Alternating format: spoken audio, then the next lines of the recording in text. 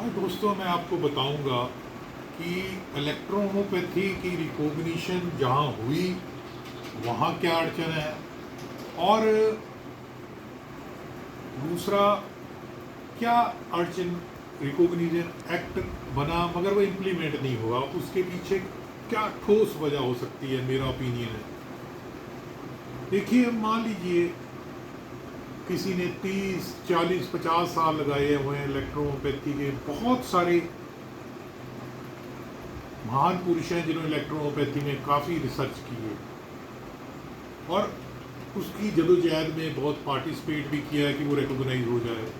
तो एक स्टेट में रिकॉग्नाइज हो गई, एक्ट बन गया, खबरें भी आ गई, मगर इम्प्लीमेंट नहीं हुआ, कोई रजिस्ट्रेशन नहीं हो रही। उसका कारण मैंने बहुत बारीकी से ढूंढा। जो गजट नोटिफिकेशन था उस स्टेट में रिकॉग्निशन का इलेक्ट्रोहोम्योपैथी का, उसमें एक सेक्शन है 43, मैं आपको दिखाता हूँ, ये देखिए, वो गले की हड्डी बन गई है, यानी कि ये देखिए 43।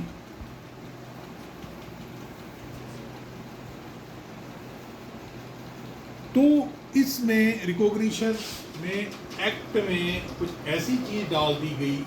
देखिए, जब आयुर्वेदा या नेचुरोपैथी अंडर प्रोसेस थे रिकॉग्निशन के, तो भी ये चीज सामने आई थी, मगर इलेक्ट्रोहोम्योपैथी को स्टेप मदरली ट्रीटमेंट दिया जा रहा है। जैसे होम्योपैथी रिकॉग्नाइज जब इंडिया में हुई तो किसी को ये नहीं कहा गया कि आप रिकॉग्नाइज होने के बाद डॉक्टर ना लगाओ, या आयुर्वेद जब नहीं थी रिकॉग्नाइज तो वो भी, उसके हालात भी बिल्कुल वैसे ही थे।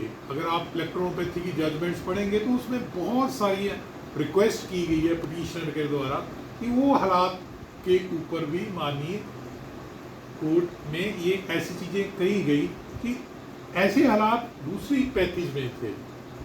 मगर इस एक्ट में मैंने देखा उस स्टेट के कि ये 43 सेक्शन में लिखा है कि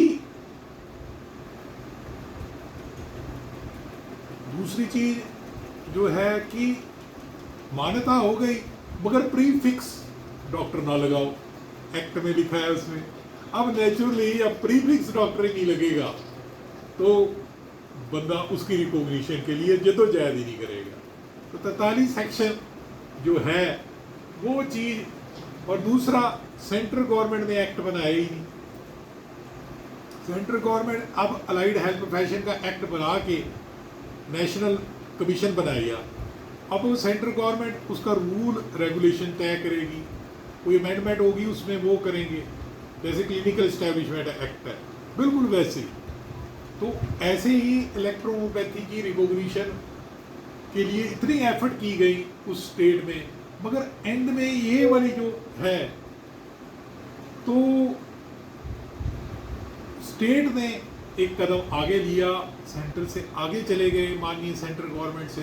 तो ये सेक्शन 43 जो चैप्टर 5 में प्रिविलेज ऑफ इलेक्ट्रोपैथी, उसमें जब ये चीज़ घुसेड़ दी गई तो सारे ठंडे हो गए। तो नेचुरली एफर्ट करना फजूल ही रह गया।